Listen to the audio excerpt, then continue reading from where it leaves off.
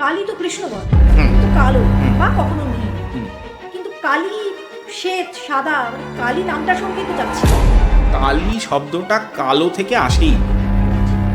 কালি শব্দটা এসেছে কাল থেকে। আর যিনি মহাকালের সঙ্গে অবিনাভাবে বিরাজ করেন, কোনো কোনো শাস্ত্রমতে মহাকালকে কলন করেন, তিনি কালী। মহামেঘ প্রভাম হতে পারেন, কৃষ্ণবর্ণা হতে পারেন, কালী রক্তবর্ণাও হতে পারেন, কালী শ্বেতবর্ণাও হতে পারেন। সাদা রঙেরও কালী হয়, 3টে মাথা হবে, তার 6টা হাত হবে, সাদা রঙের রক্ষাকারী। যদি দেবীর উপযুক্ত পূজা এবং তার কৃপালাভ হয়, তাহলে অকাল মৃত্যু নাশ হতে পারে।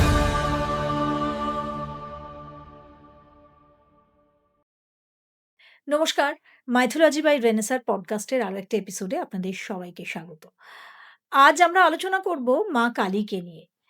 মা কালীকে নিয়ে ইতিমধ্যেই আমি অনেকগুলো এপিসোড করেছি, কিন্তু আজকে যে কালী মায়ের কথা বলবো, তার কথা আপনারা হয়তো শুনেছেন, অনেকে জেনেছেন, কিন্তু এইভাবে এই রূপটাকে কতজন জেনেছেন আমি জানি না। আর সেটা জানাবার জন্যই আজকের এপিসোড। আজ কথা বলবো শ্বেতকালীকে নিয়ে। এই শ্বেতকালী কে? কোথায় তার উল্লেখ রয়েছে? তার পুজো করলে কি ফল লাভ হয়? এটার একটা বিশাল ইমপ্যাক্ট রয়েছে, যা আমরা জানি না। এটা কিন্তু একটা চরম রহস্য, গোপনীয় ব্যাপার। কেন এতটা গোপনীয়? সেটাই আজকের এপিসোডে আমরা আলোচনা করব, বোঝার চেষ্টা করব। তাই এই এপিসোডটার একদম শেষ অবধি দেখবেন। আজ আমার সঙ্গে পডকাস্টে স্টুডিওতে যিনি এসেছেন, আবারও ব্রহ্মানন্দজি, অত্যন্ত বিখ্যাত, পরিচিত। আজকে যে বিষয়টা নিয়ে আমরা আলোচনা করব, আমার মনে হয় আপনার ব্যস্ততার কারণটাও খানিকটা সেটাই।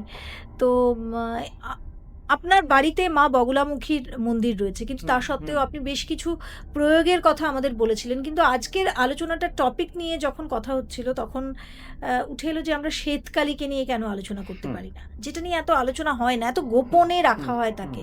এটার কারণ কি? মানে তিনি কে আমি পরে যাব। আগে এত গোপনীয়তার কারণ কি? আসলে একটা জিনিস আমি বিশ্বাস করি, সেটা হচ্ছে যে কোনো দেবদেবীর পূজার প্রচলন, এটা না একটা দেখবেন এখানে একটা দেশজ ব্যাপার আছে।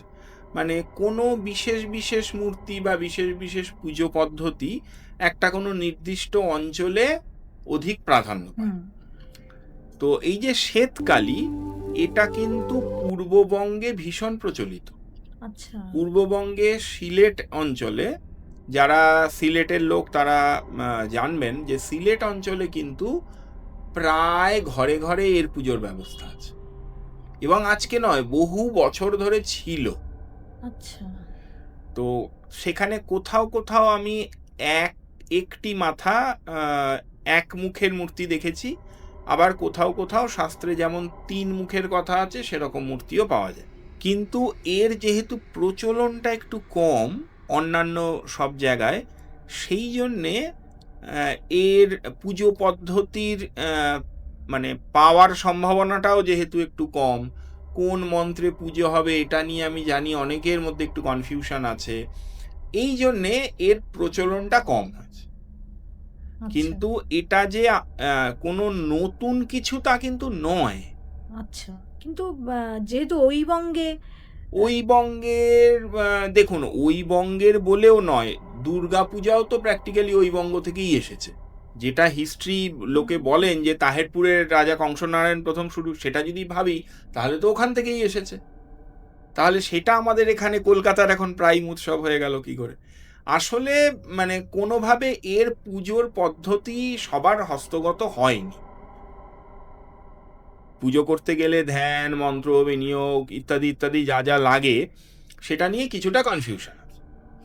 একদম। কিন্তু মানে আমি যখন এটা নিয়ে আলোচনা করছিলাম এবং যখন এটা নিয়ে আপনার সঙ্গে একটা পডকাস্ট করার কথা হলো, তখন আমার যেটা প্রথম স্ট্রাইক করেছিল যে কালী তো কৃষ্ণবর্ণা, তিনি তো কালো বা কখনো নীল। কিন্তু কালী শ্বেত সাদা, মানে কালী নামটার সঙ্গেই তো যাচ্ছে না। না, এইখানে একটা জিনিস বুঝতে হবে, আসলে কালী শব্দটা কালো থেকে আসেই। ও আচ্ছা। কালী শব্দটা এসেছেই কাল থেকে। যিনি কালকে হরণ করেন তিনি মহাকাল, আর যিনি মহাকালের সঙ্গে অবিনাভাবে বিরাজ করেন, কোনো কোনো শাস্ত্রমতে মহাকালকে কলন করেন তিনি কালী। ফলে কাল শব্দটা থেকে কালী শব্দের উৎপত্তি, কিন্তু কালো রং থেকে কালী শব্দের উৎপত্তি নয়। আচ্ছা। ফলে কালী নীল বর্ণা হতেই পারেন, মহামেঘ প্রভাম হতে পারেন, কৃষ্ণবর্ণা হতে পারেন, কালী রক্তবর্ণাও হতে পারেন, কালী শ্বেতবর্ণাও হতে পারেন। কিন্তু যার প্রচলন এখানে খুব না, একটা নেই। প্রচলন কম, কিন্তু শাস্ত্রে রক্তকালী এই শব্দটা আছে, ফলে লাল বর্ণ তার হতেই পারে। কিন্তু এটা এমন নয় যে আমরা যে কালী মূর্তি দেখে অভ্যস্ত, যে মহাদেবের বুকের উপরে দাঁড়ানো, মা জিভ বের করে দাঁড়িয়ে আছেন, 4টি হাত, এই মূর্তিটাকেই আমি লাল নীল হলুদ কালো রং করব, এরকম নয়। আচ্ছা, এটা সম্পূর্ণ আলাদা। আলাদা, তার চেহারাটাই বদলে যাবে। কিন্তু এই মা কালীর বা এই শ্বেতকালীর উৎপত্তি হলো কেন? দেখুন, শ্বেতকালীকে একে শাস্ত্র বলেছে রক্ষাকালী। ও আচ্ছা। তো প্রথমে আমি একটা মজার জিনিস বলি, সেটা হচ্ছে আমি এর রেফারেন্স পেলাম কোথায়। আমার মনে আছে তখন অ্যারাউন্ড 1992 আমি প্রথম ওই উপেন্দ্র কুমার দাস মহাশয়ের ওই শাস্ত্রমূলক ভারতীয় শক্তি সাধনা বইটা বঙ্গীয় সাহিত্য পরিষদে পেয়েছিলাম। এই বঙ্গীয় সাহিত্য পরিষদে ওইখানে আমি প্রথম দেখেছিলাম যে তিনি কালীর লিস্টে রক্ষাকালীর একটি সাদা মূর্তি হয় এই কথাটা বলছেন। এটা আমি প্রথম পেয়েছিলাম, আমি কিন্তু কোনো তন্ত্রের বইতে প্রথম পাইনি, কারণ আগে তো বিদ্বজ্জনদের লেখাগুলো পড়তে হয়। তারপরে এই বইটা, তারপরে আমি আবার ভুলেও গেছি, তারপরে এই বইটা তখন আউট অফ প্রিন্ট ছিল। তারপরে 94-এ আমি কলকাতা বইমেলায়, দেখবেন আগে একটা স্টল, এখনো বোধহয় হয়, সুবর্ণরেখা বলে একটা কোম্পানি ছিল যারা শুধু পুরনো বই বিক্রি করতেন। এখনো আছে। তো সুবর্ণরেখার ওই স্টলে আমি এই বইটার দুটো পার্ট, বইটার এই বইটার পুরনো কপি পেয়েছিলাম, কারণ তখনও বইটা পুরো আউট অফ প্রিন্ট ছিল। তারপরে তো বিশ্বভারতী থেকে আবার বইটা বেরিয়েছে, এখন বইটা বেরোনোর পরে নতুন কপি আমি কিনেছি। তো ওইখানে আমি কিন্তু প্রথম এই জিনিসটা পড়ি, যে সেটা ধরুন আমি ওই 94 নাগাদ বইমেলায় সুবর্ণরেখা স্টল থেকে বইটা কিনেছিলাম, যে সাদা রঙেরও কালী হয়, 3টে মাথা হবে, তার 6টা হাত হবে, সাদা রঙের রক্ষাকালী। এরপরে এবার যে আমার এটা চিরকালের যে আমি এই নতুন কিছু একটা বর্ণনা পেলে এবার সেটা কোথায় আছে খুঁজে বেড়াবো। তো এই খুঁজতে খুঁজতে জিনিসটা তারপরে তার ডিটেলিংগুলো পাই। কিন্তু তখনও একটা অসুবিধে, সত্যি কথা, এটা অস্বীকার করার জায়গা নেই, যে আমরা তো আর্টিস্ট নই, আমরা একটা ছবি এঁকে দাঁড় করাতে পারি না। আমি কল্পনায় যেটা ভাবছি সেটা এখন এআই দিয়ে ঝট করে এঁকে ফেলা যায়, কিন্তু তখন ওটাকে আমরা দাঁড় করাতে পারতাম না। ফলে কিভাবে মূর্তিটা বানাবো, কাকে দিই, কাকে বলবো, সে বুঝতে পারবে কিনা, যে কুমোররা যারা দেখেনি তারা বুঝতে পারছে না। এই বিষয়গুলো পরে ধীরে ধীরে এই সোশ্যাল মিডিয়া আসার পরে জিনিসটা অনেকটা, এই প্রবলেমগুলো মেটে, এবং এখন তো খুব ভালো ভালো ড্রয়িং ইত্যাদি পাওয়াও যায়। তো সেখান থেকেই তারপরে কিন্তু আমি এর ব্যাপারে ইন্টারেস্টেড হয়ে এর পুজো পদ্ধতি কি, ধ্যান কি, মন্ত্র ইত্যাদি ইত্যাদি বিষয়গুলো জোগাড় করি। তো এইভাবেই জিনিসটাকে আমি কিন্তু মানে চোখের সামনে হতে দেখলাম, এবং তারপরে আমি এটাও ধীরে ধীরে জানতে পারি যে সিলেট অঞ্চলেও এর প্রচুর প্রচলন আছে। আমার 1-2জন পরিচিত বাংলাদেশের 2-1জন, তারা ওই তাদের ওখানের মানে নিজেদের ক্যামেরায় তোলা ছবি, হয়তো খুব ভালো নয়, কিন্তু তোলা ছবি আমায় হোয়াটসঅ্যাপে পাঠায়। এইগুলো দেখে দেখে আমার বিষয়টা সম্বন্ধে একটা কংক্রিট ধারণা তৈরি হয়। কিন্তু এখনো এটা কিন্তু সত্যি যে এখানে কিন্তু এই কলকাতাতেই এই শ্বেতকালী বা রক্ষাকালী বা এই মৃত্যুনাশিনী কালী, এর পুজোর প্রচলন কিন্তু ভীষণ ভীষণ কম এখন। কিন্তু মানে কোথাও একটা আমাদের মানে আমরা যেহেতু সেভাবে অভ্যস্ত নই বা দেখিনি, কালী পুজো মানে বাড়ির মা কালীর মন্দির বা কালীবাড়ি কিংবা কালী পুজো, এইটুকুই আমরা এবং জানি। সেখানে প্রায় সব জায়গায় দক্ষিণাকালী। হ্যাঁ, দক্ষিণাকালী। দেবীর যে আবির্ভাব হয় তার তো কোনো একটা কারণ থাকে, যেমন মা কালীর কোনো কারণ ছিল তবেই আবির্ভাব হয়েছে, মহাকালী বা প্রত্যেকটি রূপের যে আবির্ভাব তার পিছনে একটা কারণ রয়েছে। এখানে কি কারণ? এই মূর্তিটা মূলত এই যে বললাম, একে শ্বেতকালী বলছি আমরা তার ক্যারেক্টারিস্টিক ফিচার অনুযায়ী, মানে গায়ের রং সাদা বলে, কিন্তু আসলে ইনি মৃত্যুনাশিনী কালী। এই মূর্তিটার প্রয়োগ অপমৃত্যুর সম্ভাবনা নাশ, এবং যদি জ্যোতিষ বিচারে কারোর জন্ম ছকে অকাল মৃত্যু যোগ থাকে সেই বিষয়ে প্রতিকারের জন্য। মানে যদি কারোর মৃত্যু মানে হ্যাঁ, অকাল মৃত্যু। দেখুন, মৃত্যু সবার আছে, হ্যাঁ, অকাল মৃত্যু তাহলে আটকে দিতে পারে। হ্যাঁ, অকাল মৃত্যু যদি দেবীর উপযুক্ত পূজা এবং তার কৃপা লাভ হয় তাহলে অকাল মৃত্যু নাশ হতে পারে। সেই জন্যেই তাকে অপমৃত্যু বা অকাল মৃত্যু নাশ হতে পারে। দেখুন, অনেকের জন্ম ছকে এই দুর্ঘটনাজনিত অপমৃত্যু যোগও থাকে, সেটা যারা জ্যোতিষী তারা দেখলেই বুঝতে পারেন। এবার এই রকম মৃত্যু তো পৃথিবীর কোনো ব্যক্তির কাম্য না। বেশিরভাগ ক্ষেত্রে আমরা মায়ায় মোহিত হয়ে থাকি, আমাদের কারোর কাছে মৃত্যুই কাম্য নয়, কিন্তু সেটা অবিনশ্বর সত্য, তাকে বাইপাস করার কোনো জায়গা নেই, শেষ পর্যন্ত ওখানে। হ্যাঁ, কিন্তু অপমৃত্যু কারোর কাম্য নয়। এই অপমৃত্যু বিষয়টাও কিন্তু এই দেবীর পূজায় অবশ্যই, একটা কথা আমি সব সময় বলি যে খালি মেকানিক্যাল পূজায় সবকিছু হয় না, তার কৃপা হতে হবে। তার কৃপা যদি হয় তাহলে অপমৃত্যু এবং অকাল মৃত্যু কিন্তু হরণ হতে পারে। আপনি কি বলছেন? মৃত্যু আটকে দিতে পারে? হ্যাঁ, মৃত্যু আটকাবে না, আমি সেটাই বলছি, অপমৃত্যু বা অকাল মৃত্যু বিনাশ অবশ্যই, বা আর্লি মৃত্যু যেগুলো থাকে। হ্যাঁ হ্যাঁ।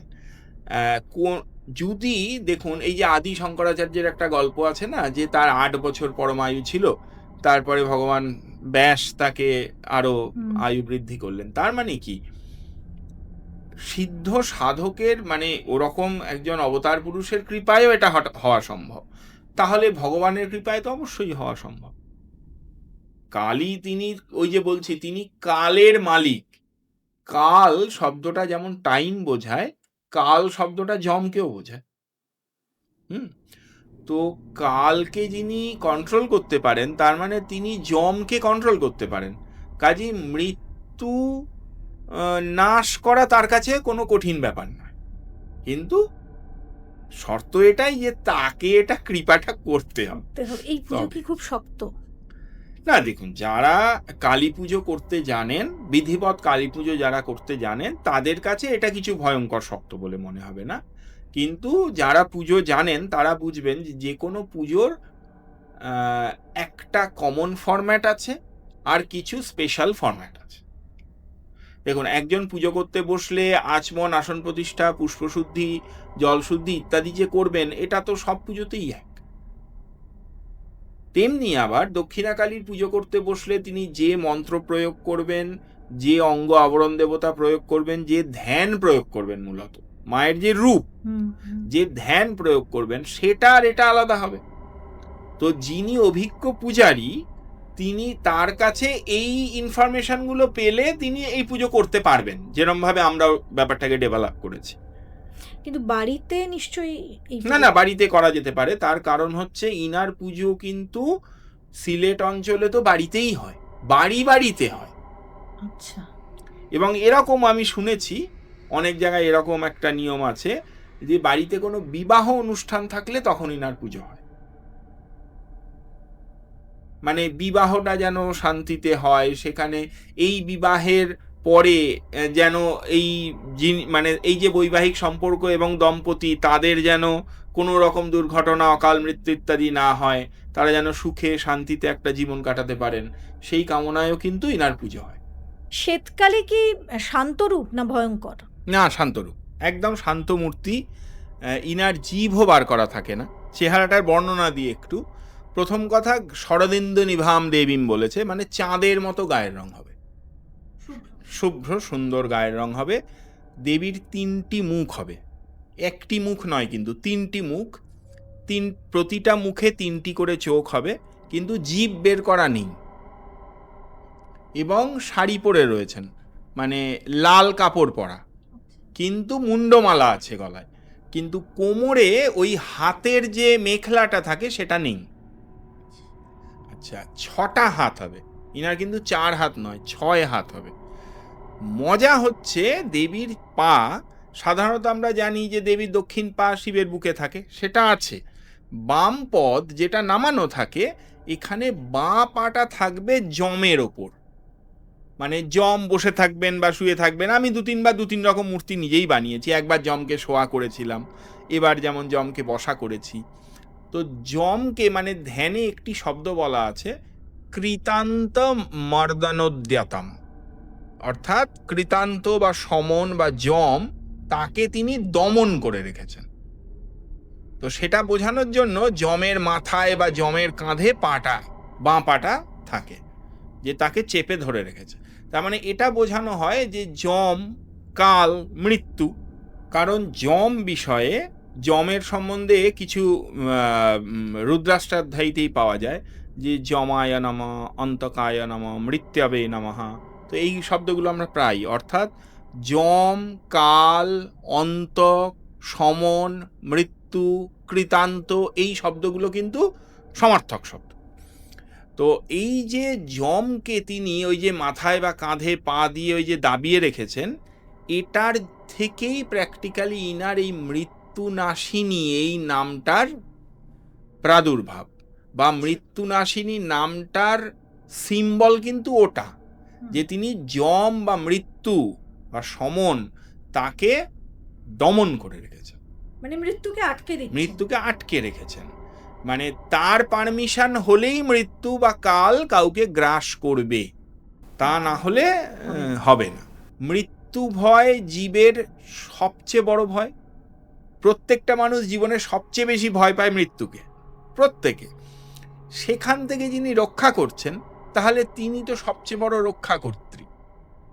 সেইখান থেকে রক্ষাকালী এই নামটা আসছে। আমরা কিন্তু রক্ষাকালীর 2টো রূপের রেফারেন্স আমার কাছেই আছে। একটি রূপ হচ্ছে দেবী কৃষ্ণবর্ণা হবেন, বাঘছাল পরে থাকবেন, তার একটি পা সিংহের পিঠে থাকবে, একটি পা শিবের বুকে থাকবে, শিব বা শবের বুকে থাকবে। চতুর্ভুজা হবেন, খড়গ, কর্ত্রিকা, কপাল এবং 2টি নীল পদ্ম ধারণ করে থাকবেন। এবং একটা অদ্ভুত শব্দ আছে ওই ধ্যানে, দেয়ালিখান্তিম জটামে, মানে জটা, মাথায় জটা থাকবে, যে জটাটা আগুনের মতো জলজল করে আকাশের দিকে উঠছে। সেটা কিন্তু খুব উগ্র মূর্তি, আমরা এটা দেখিনি। খুব উগ্র মূর্তি। ইনার পূজা একবার আমি একজনের খুব অতি বিপদে করেও ছিলাম, এবং কিন্তু তাতে কাজ হয়েছে, রিয়েলি কাজ হয়েছে। কিন্তু একটি কথা সবাই মানেন, যে এই পুজোটা, এই যে রক্ষাকালীর এই যে উগ্র মূর্তি, ইনার কিন্তু আমিও যেটা করেছি আমার এতে, যে তাকে সন্ধ্যের পরেই তাকে আনা হচ্ছে, পূজা এবং পূজা অন্তে তৎক্ষণাৎ বিসর্জন। তিনি দিনের আলোই দেখবেন না, এতটাই ভয়ঙ্কর, তাকে তৎক্ষণাৎ বিসর্জন। কিন্তু এই শ্বেতকালীকে আমাদের পুজোর যে পদ্ধতি বা পুজোর যে নিয়ম, এক্ষুনি আপনি সময়ের কথা বলছিলেন, এগুলো না, শ্বেতকালী, এখানে একটা কথা, মজার কথা বলি, শ্বেতকালীর পূজা কিন্তু দিনের বেলা, রাত্রে নয়। না, আমার মনে হয় রক্ষাকালী হিসেবে তাকে রাতে পূজা করলে কোনো অসুবিধে নেই, কিন্তু ইনার পুজোর প্রচলন কিন্তু দিনে। পুজোর এই যে দিনের বেলা পুজোর প্রচলন, এটার সঙ্গেও আমার মনে হয় কৃষ্ণবর্ণা কালী, কালো রংটা রাতের মতো, আর এই যে শুভ্রবর্ণা কালী, দিনের আলোর মতো ঝলমল করছেন, এখান থেকেও হয়তো ইনার দিনে পুজোর প্রচলন হওয়ার কিন্তু একটা সম্ভাবনা আছে। তবে আমার মনে হয় যেহেতু রক্ষাকালী নামেও ইনার পুজো হয়, কাজে ইনার পুজো রাতে হলে সে যে খুব দোষাবহ হবে তা নয়, কিন্তু ইনার পুজো দিনের প্রচলন আছে। আচ্ছা, কিন্তু সবটাই যেহেতু আলাদা, শুভ্র বর্ণা, ৬টা হাত এবং তার সকালে ৩টে মুখ, এটা সবচেয়ে ৩টে বিচিত্র। মুখ, ৩টে মুখ। ৩টে মুখ। তো মানে এই দেবী কি মা আদ্যাশক্তি বা আদিশক্তিরই না, অংশ? অবশ্যই, অবশ্যই। এবং দেখুন, এই ৩টে মুখ বা ইত্যাদি বিষয়ে আমার একটু বক্তব্য আছে। দেখুন, আমরা বিশেষত যারা পূজাপাঠ করেন তারা জানেন যে সংকল্প করার সময় অনেক সময় আধ্যাত্মিক, আধি দৈবিক এবং আধি ভৌতিক পীড়া এই কথা বলা হয়। শাস্ত্রে এই কথার আছে যে মানব জীবনে ৩ প্রকার পীড়া থেকেই সমস্ত দুঃখ কষ্ট উৎপন্ন হয়। সেগুলো হচ্ছে আধ্যাত্মিক পীড়া, আধি দৈবিক পীড়া এবং আধি ভৌতিক পীড়া। এবার এই যে এই দেবীর ৩টি মুখ এবং ৬টি হাত, তার মানে একটি মুখের আন্ডারে ২টি করে হাত। হ্যাঁ, তো এখানে যেন ভগবতীর ৩টি সত্তা একত্রে মিলিত হচ্ছে। কিন্তু ৩টি মুখকে আমরা যদি ৩টি সত্তা হিসেবে ধরি, তাহলে তিনি একই সঙ্গে একই মূর্তিতে আধ্যাত্মিক, আধি দৈবিক এবং আধি ভৌতিক ৩ প্রকার পীড়া সমন করেন। এবং তা যদি সমন করেন, তাহলে তিনি কিন্তু খালি মৃত্যুনাশিনী থাকবেন না, তিনি কিন্তু সার্বিকভাবে আমাদের রক্ষা করবেন। কারণ আমাদের সমস্ত দুঃখ কষ্ট তা এই আধ্যাত্মিক, আধি দৈবিক এবং আধি ভৌতিক ক্যাটেগরির মধ্যেই পড়ে, সবকিছু। মানে এই মায়ের কাছে গিয়ে আমি অন্য কিছুও চাইতে পারি? নিশ্চয়ই। আদি পরাশক্তি, তিনিই কালী। তার যে কোনো মূর্তিতে, আমি এটা মনে প্রাণে বিশ্বাস করি, তার যে কোনো মূর্তিতে তিনি কোনো বিশেষ কৃপা করতেই পারেন, কিন্তু তিনি কোনো নির্দিষ্ট ডিউটিতে আবদ্ধ নন। যিনি পরাশক্তি, তার কোনো লিমিটেশন থাকতে পারে না। পরাশক্তি কথাটাই যখন আমি বলছি, তখন সব লিমিটেশনের ওপারে, তার শুরুটাই সমস্ত লিমিটেশনের ওপার থেকেই হয়। আমার পৃথিবীর যত বড় নেতা, যত বড় মন্ত্রী, যত বড় প্রেসিডেন্টই হোক, তারও ক্ষমতার একটা শেষ আছে, লিমিটেশন আছে। এই সমস্ত লিমিটেশনের ওপার থেকে যিনি শুরু করেন, তিনিই তো ভগবান। তাই তো, বড় ভালো বললেন কথাটা, তাই তো। কিন্তু আমার একটা প্রশ্ন আছে যে এই যে আমি শ্বেতকালীর পুজো করব, বা আপনি বললেন যে মৃত্যুনাশিনী, রক্ষাকালী যেমন তেমন তিনি মৃত্যুনাশিনী, মানে মৃত্যুকে নাশ এটা করেন। তার বিশেষ কৃপা। বিশেষ কৃপা একটা ওভারঅল তো আছেই, মানে আমি মায়ের কাছে যাব সন্তান হিসাবে, আমি যা যে কোনো কিছুই চাইতে পারি বা কিছু নাও চাইতে পারি, তার আশীর্বাদ কৃপাও চাইতে পারি। কিন্তু যেহেতু তিনি মৃত্যুনাশিনী, কিন্তু মৃত্যুকে আটকানোর বিষয়ে আমরা তো মহামৃত্যুঞ্জয় মন্ত্রই জানি, এবং আমরা সেখানে বাবা ভোলেনাথের কৃপা বা আমরা মহাদেবের কৃপা লাভ করার জন্য করি। কিন্তু সেখানেও আমরা জানি যে কিছুটা বোধহয় কেউ মহামৃত্যুঞ্জয় মন্ত্র বলতে পারে, পারে না। মহামৃত্যুঞ্জয়ের বৈদিক মন্ত্র, তান্ত্রিক মন্ত্র ইত্যাদি নানা রকমের ভ্যারিয়েশন আছে। তাহলে সেক্ষেত্রে এটা কি আমরা বলতে পারি আরেকটা দিক, মানে এটা আরেকটা দিক। আমি আমার মতে আমি বলছি, আমি কারো রেফারেন্স টানছি না, আমি আমার মতে বলছি, আমার মনে হয় এই যে মৃত্যু ভয় নিবারণের জন্যে শাক্ত দর্শনের দিক থেকে যদি আমি দেখি, একজন শাক্ত হিসেবে দেখি, শক্তি উপাসক হিসেবে দেখি, তাহলে মৃত্যু বা অপমৃত্যু, মৃত্যু ভয় নিবারণের জন্যে একজন শাক্তের কাছে ভগবানের যে রূপ সবচেয়ে বেশি অ্যাপ্রিসিয়েটেড হওয়া উচিত, সেটি মৃত্যুনাশিনী কালী।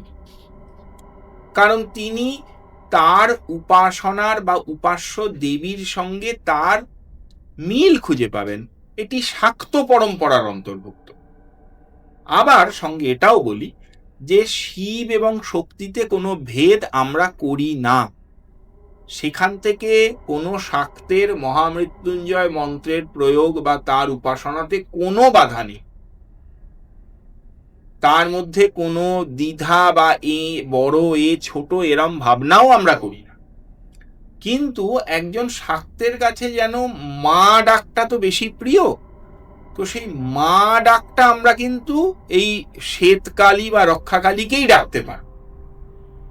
সেখান থেকে আমার ব্যক্তিগত পছন্দ এটি বেশি।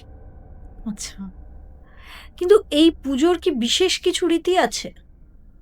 পুজো পদ্ধতিটা বেশিটাই কালী পূজার মতোই। একই। হ্যাঁ, কালী পূজার মতোই, এবং বৃহৎ তন্ত্রসার বা ইত্যাদি জায়গায় একটি কথা বলাও আছে যে দক্ষিণাকালীর যে বিদ্যারাজ্ঞী মন্ত্র এবং বিদ্যারাজ্ঞী মন্ত্রের যে অঙ্গ আবরণ ইত্যাদি পূজা ইত্যাদির ব্যবস্থা আছে, সেই ক্রমে রক্ষাকালী, ভদ্রকালী, গুহ্যকালী, শ্মশানকালী প্রত্যেকেরই পূজা করা যায়, তা বৈধ।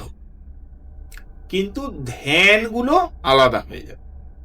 আচ্ছা, ধ্যান আলাদা, কারণ মূর্তিটা আলাদা হয়ে যাচ্ছে, সেই জন্য ধ্যান তো মূর্তির ডেসক্রিপশন, কাজী ধ্যানটা আলাদা হয়ে যাবে। কিন্তু মন্ত্র এক। মন্ত্র এক, দুটো অপশন দেওয়া আছে। এক হচ্ছে দক্ষিণাকালীর বিদ্যারাজ্ঞী মন্ত্র দিয়েই হবে। আর একটি কথাও বলা আছে যে দক্ষিণাকালীর বিদ্যারাজ্ঞী মন্ত্রের মধ্যে দক্ষিণে কালীকে এই শব্দটা আছে, এই শব্দটা রিপ্লেস করা যেতে পারে। শ্মশান কালী পূজা করলে শ্মশান কালীকে, রক্ষা কালী করলে রক্ষা কালীকে, ভদ্রকালী করলে ভদ্রকালীকে, এই রিপ্লেসমেন্টটা করেও ওই মন্ত্রটা দিয়ে সমস্ত পূজা করা যায়। বাকি বিধি ব্যবস্থা, ঋষি ছন্দ দেবতা ইত্যাদি এবং অঙ্গ আবরণ দেবতা ইত্যাদি যা যা পুজোর ব্যবস্থা যারা পুজো করেন তারা জানেন, সেগুলো কিন্তু বিদ্যারাজ্ঞীর পূজার মতো করে করলে তাতে কোনো অসুবিধা হয় না। তার মানে একটা বিষয় পরিষ্কার যে আগে নিজেদের চার্ট দেখে নিতে হবে, এবং সেখানে যদি সেখানে অপমৃত্যুর সম্ভাবনা থাকে, কোনো আকস্মিক বড় কোনো মৃত্যু ফাঁড়া, যাকে সোজা বাংলায় অনেকে বলেন না যে মৃত্যু ফাঁড়া আছে, সেটা যদি থাকে তাহলে ইনার পুজোয় সেখান থেকে আমরা রিলিফ পেতে পারি। কিন্তু এত বড় একটা কৃপা, অথচ তার এত শুভ্র মূর্তি, এবং তিনি এই বাংলাতেই পূজিতা হতেন, কিন্তু আমরা জানি না। এত গোপন কোথাও নাকি হারিয়ে গিয়েছিলেন, ব্যাপারটা কি আসলে? গোপন বলবো না, কারণ সিলেট অঞ্চলে ইনার পুজো তো ঘরে ঘরে ওপেনলি হয়, গোপনীয়তা কিছু নেই, বলবো অপ্রচলিত, একটা মানে প্রান্তিক জায়গাতে সীমাবদ্ধ, অপ্রচলিত হয়ে গেছে, এবং আমি মনে প্রাণে চাই এর প্রচলন বাড়ুক। আপনি নিজে কখনো এই প্রয়োগ করেছেন? হ্যাঁ, করেছি। আমি বলবো, আমি আমার ব্যক্তিগত অভিজ্ঞতায় বলবো, আমি জীবনে 4 বার করেছি,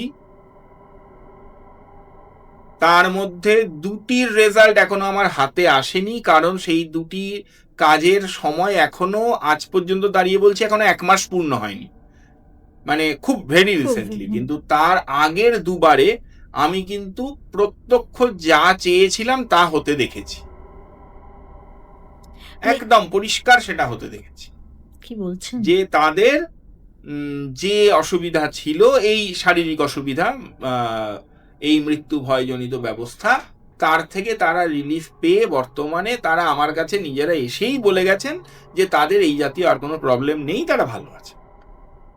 মানব জীবনে সমস্যা নানা রকম আছে, কিন্তু এই বিষয়ে তারা ভালো আছে। তার মানে ফাঁড়া শুধু কাটানো যাবে, কিন্তু ধরুন রোগ ভোগ এটার সঙ্গে জড়িত হতে পারে। তার কারণ হচ্ছে রোগেরও তো চরম পরিণতি মৃত্যু হতেই পারে, কাজে সেখান থেকেও হতে পারে। এই পুজোর আচার বা যে কি বলবো যোগ যেগুলো বা আয়োজন, এটা কি খুব খরচ সাপেক্ষ? কিছুটা খরচ সাপেক্ষ তো বটেই, সঠিকভাবে দেখুন, প্রথম কথা হচ্ছে একটা পুজো করতে গেলে আমার একটি মূর্তি লাগে, একটি দক্ষিণ একদম ব্যবহারিক ভাবে যারা পুজো পাঠের সঙ্গে জড়িত আছেন তারা জানেন। আপনি কুমোরটুলিতে যান বা কোনো আপনার কুমোর পাড়ায় যান, সেখানে গিয়ে একটি দক্ষিণাকালী বানিয়ে দিতে বলে চলে আসুন, একদম রেডি আপনি পেয়ে যাবেন, কোনো অসুবিধা নেই। এই রকম বিচিত্র মূর্তি, 3টি মুখ, 6টি হাত, 1 পা শিবের বুকে, 1 পা জমের কাঁধে, এই সমস্ত বলে বানাতে বললে প্রথম কথা কুমোরদের কাছে এটা যেহেতু ভীষণ অপরিচিত, প্রথমে হাঁ করে তাকিয়ে থাকবে, তারপরে বলবে একটা ভালো ছবি দিন, নাহলে বুঝতে পারছি না। এবং যথারীতি এরকম একটু অন্যরকম কিছু করতে চাইলে তারা প্রথমেই অনেকটা বেশি অর্থ দাবি করে, একদম প্রথম, একদম সোজা ব্যবহারিক কথা বলছি, তাহলে প্রথমেই খরচাটা বেড়ে গেল। তাই তো। এবার তারপরে বাকি যা যা আনুষঙ্গিক সেসব তো আছে। এই মায়ের মূর্তি কি খুব বড় হতে হয় নাকি ছোট মূর্তিতেও? না, নিয়ম দেখুন, যদি মৃত্তিকার মূর্তি, যা আমরা তৃণগর্ভ মৃত্তিকাময় মূর্তি, মাটির যেটা মূর্তি। হ্যাঁ মানে মাটির মূর্তি, খড় ভেতরে হ্যাঁ, দিয়ে যে হ্যাঁ। মূর্তি, তার যেটা মিনিমাম নিয়ম 5 পোয়া মূর্তি করা, এই 5 পোয়া মূর্তি হলেই এনাফ। মানে হাইটে কতটা হবে? 5 পোয়া 3 ফুটের কাছাকাছি হয়। 3 ফুটে। হ্যাঁ। এবং এই পুজো তার মানে বাড়িতেও করা যায়? হ্যাঁ, কিন্তু নিশ্চিন্তে। নিজে করা কি যাবে না কোনো সাধককে? না না, অবশ্যই কোনো একজন পূজক যিনি ইনার পুজো জানেন তিনিই করবেন। এবং আমায় জিজ্ঞাসা করলে আমি বলবো, যিনি কালী মন্ত্রে দীক্ষিত বা কোনো শক্তি মন্ত্রে দীক্ষিত সেরম ব্যক্তিই করবেন, কারণ তন্ত্রশাস্ত্রে তো বহুবার এই কথা বলা হয়েছে। তার মানে একটা পরিষ্কার যিনি তন্ত্রেরই দেবী। অবশ্যই, একদম।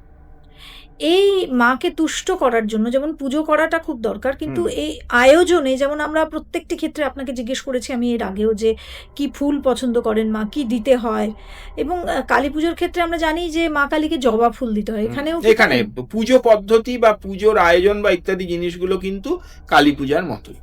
লাল জবা। হ্যাঁ, একদম কালী পূজার মতোই ব্যবস্থা, আলাদা কোনো ব্যবস্থা না, কালী পূজার মতোই ব্যবস্থা, শুধু ওই ধ্যান মন্ত্র মূর্তি এগুলোই ভিন্ন হবে। এই মা কালীর যে মূর্তি সেটা সম্পর্কে বলার আগে আমরা এমনি কালী মূর্তিতে দেখি যে মা কালী কিসের প্রতীক সেটা আমরা জানি, বা মা কালীর 4টি হাত, তার যে বিভিন্ন যে আভরণ সেগুলো কিসের প্রতীক আমরা জানি, কিন্তু শ্বেতকালী আসলে কিসের প্রতীক তাহলে? শ্বেতকালীর হাতে কি কি থাকে এটা মানুষের জানা উচিত। শ্বেতকালীর হাতে থাকে, প্রথম আমি বলবো অমৃত কুম্ভ, যেটা মৃত্যু নাশ করবে, অমরত্বের প্রতীক। খড়গ কর্ত্রী, কর্ত্রী মানে ছোট কাটারি মতো। আচ্ছা, অঙ্কুশ, চক্র, যেটা জেনারেলি কিন্তু কালীর হাতে থাকে না। হ্যাঁ, চক্র। তো এই যে জিনিসগুলো ওনার হাতে থাকে, ডমরু, আরেকটা বলতে ভুলে গেলাম, ডমরু, তার মানে শিবের একটি বস্তুও তার হাতে রয়েছে, বিষ্ণুর একটি বস্তুও তার হাতে রয়েছে।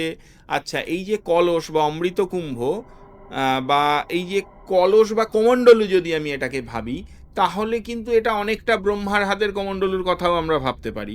তার মানে এখানে কিন্তু ব্রহ্মা, বিষ্ণু, শিবের একটি করে তত্ত্বের উপস্থিতি আমরা দেখতে পাচ্ছি। আবার কালীর হাতের যে খড়গ তাও রয়েছে। মানে এই মূর্তিটা খুব অদ্ভুত একটা মূর্তি, এর মধ্যে অনেক কিছু যেন একসঙ্গে মিশে গেছে আর কি। সাধকরা যখন মানে প্র্যাকটিক্যালি দেবদেবীর সম্বন্ধে আমরা যতটুকু জানি সেটা হিমশৈলের চূড়ামাত্র, তার পেছনের অনেক কিছুই আমরা জানি না। দেখুন, একটি কথা শাস্ত্র সবসময় বলে না, মন্ত্র দ্রষ্টা ঋষি। কোনো না কোনো ঋষি কোনো দেবতার বিশেষ কৃপা পেয়ে মন্ত্রদ্রষ্টা হয়েছেন, তিনি তার ব্যবস্থাপনাগুলো মানে ভগবত কৃপায় প্রাপ্ত হয়ে তৈরি করেছেন। তার পেছনে তো অবশ্যই এই গোটা ঘটনাটার, এত বড় ঘটনাটার পেছনে তো একটা হিস্ট্রি থাকে। আমরা আমাদের জীবন দিয়ে জানি তো, যে কোনো একটা কিছু হলে তার পেছনে একটা কারণ থাকে না। এগুলো তো আমরা ধরে নিন 99% ক্ষেত্রে জানি না, সেটা কেউ লেখেনি, সেটা হারিয়ে গেছে। আমাদের মতো প্রাচীন আর কারা?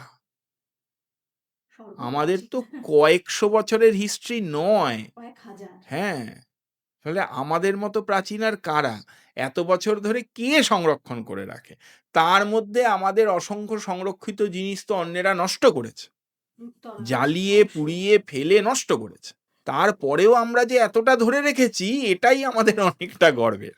এইটুকু নিয়েই এখন ওয়েস্ট আমাদের নকল করছে। হ্যাঁ, এটাই বড় পাওনা। যাই হোক, কিন্তু আজকের আলোচনাটা থেকে একটা খুব অত্যন্ত গুরুত্বপূর্ণ জিনিস আমরা জানতে পারলাম, যে মহামৃত্যুঞ্জয় মন্ত্র নিয়ে আমরা যে এত কথা বলি, তার সাবস্টিটিউট বলবো না, কিন্তু একই রকম আরো একটি মন্ত্র রয়েছে, তাই তো? সমপর্যায়ের আরো একটি মন্ত্র রয়েছে যা অকাল মৃত্যু রোধ করে। সুতরাং তার প্রয়োগ বা তার পুজো এই সম্পর্কেও আমরা আলোচনা করলাম। আমার মনে হয় এটা অত্যন্ত গুরুত্বপূর্ণ একটা এপিসোড হলো, যেখানে আমরা মা কালীর এমনি যে রূপ আমরা জানি, দক্ষিণা কালী বা আমরা রক্ষাকালীর কথাও আলোচনা করেছি আমাদের আগের এপিসোডে, কিন্তু ইনিও এক রক্ষাকালী। ইনিও রক্ষা কালী, কিন্তু ইনি কি দেন, এই শ্বেতকালী কে, কোথার থেকে এলেন, সবকিছু নিয়েই আপনাদের সামনে আজকে আমরা এই পডকাস্টটার মাধ্যমে তুলে ধরলাম। আমার মনে হয় আজকের পডকাস্টটা আপনাদের একটু অন্যরকম হলেও ভালো লাগবে। কারণ আমাদের হারিয়ে যাওয়া সংস্কৃতি, আমাদের হারিয়ে যাওয়া দেবদেবী, আমাদের আ আবার বহুল প্রচলিত যে সমস্ত আধ্যাত্মিক রিচুয়ালস আমরা বলতে পারি, সেগুলো নিয়েও তো আমরা আলোচনা করি। কিন্তু আজকে একটু অন্য রকমের আলোচনা করলাম। কেমন লাগলো জানাতে ভুলবেন না। লাইক, শেয়ার আর কমেন্ট করতে ভুলবেন না। কমেন্টে অবশ্যই লিখবেন যে আপনারা কি এরকম শ্বেতকালীর কথা শুনেছিলেন, বা আপনারা যেখানে থাকেন, কারণ আমি জানি যে আমার অনেক দর্শক বন্ধু আছেন যারা বাংলাদেশে আছেন, যারা বাইরে আছেন। তো আপনাদের বাড়ির আশেপাশে এইরকম কালীর কথা কি আপনারা কখনো শুনেছেন? যদি থাকে একটা ছবিও কিন্তু পাঠাতে পারেন কমেন্ট সেকশনে। তাহলে নিশ্চয়ই আমরা এই বিষয়টা দেখব এবং এটাও আমাদের মাধ্যমে মানুষের কাছে ছড়িয়ে পড়বে। আজকের এপিসোড এখানেই তাহলে শেষ করছি। ও হ্যাঁ, একটা কথা বলতে ভুলে গেছি। মেম্বারশিপ অফার কিন্তু আমাদের চালু হয়েছে। মেম্বারশিপ অফারটা যদি আপনারা নেন, যেটা এই মুহূর্তে স্ক্রিনে দেখা যাচ্ছে, তাহলে আপনাদের জন্য বিশেষ কিছু সুবিধা রয়েছে। এটা রিপিট করছি না, এই স্ক্রিনেই আপনারা দেখতে পাচ্ছেন। এবং আপনাদের জন্য বিশেষ, বিশেষ কিছু বিষয় থাকবে এবং আপনারাও জানাতে পারবেন যে আপনারা কি, কি দেখতে চান। আজকের এপিসোড এখানেই শেষ করছি। এটা অবশ্যই শেয়ার করতে ভুলবেন না। সবাই ভালো থাকবেন। আরো একটা পডকাস্ট নিয়ে হাজির হয়ে যাব খুব তাড়াতাড়ি। নমস্কার। নমস্কার।